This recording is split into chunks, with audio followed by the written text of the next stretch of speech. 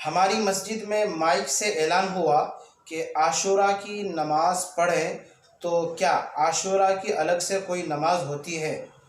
سعید کٹھیار بہار۔ دیکھیے، عاشوراء کی نماز پڑھنا اس تعلق سے کوئی حدیث نہیں آئی ہے، البتہ عاشوراء کے دن کیا کرنا چاہیے، یعنی 10ویں محرم کو کیا کرنا چاہیے، تو اس تعلق سے حدیث میں الفاظ ہیں: صوموا یوم عاشوراء وخالفوا فیہ الیہود، صوموا قبلہ یوما او بعدہ یوما، یعنی عاشوراء کے دن روزہ رکھو اور اس میں یہودی کی مخالفت کرو، اور تم مخالفت اس طرح سے کرو کہ 10ویں تاریخ سے ایک دن پہلے روزہ رکھ لو، یعنی 2 روزے رکھا کرو، اس طرح سے کہ 9 اور 10 کو روزہ رکھو، یا پھر 10 اور 11 کو روزہ رکھو۔ تو حدیث سے تو اتنا ثابت ہے کہ 10ویں محرم کو روزہ رکھنا چاہیے، اور ایک دوسری روایت ہے جس میں الفاظ ہیں: من وسع علی اہلہ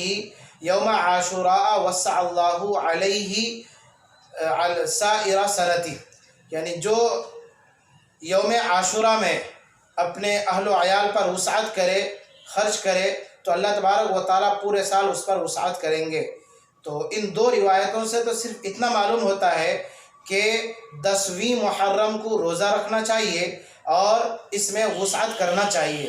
باقی عاشوراء کے دن نماز کا پڑھنا، یعنی عاشوراء کی الگ سے کوئی نماز کا ہونا، اس تعلق سے روایات میں اور احادیث میں کوئی تذکرہ اور اس کا کوئی ثبوت نہیں ہے۔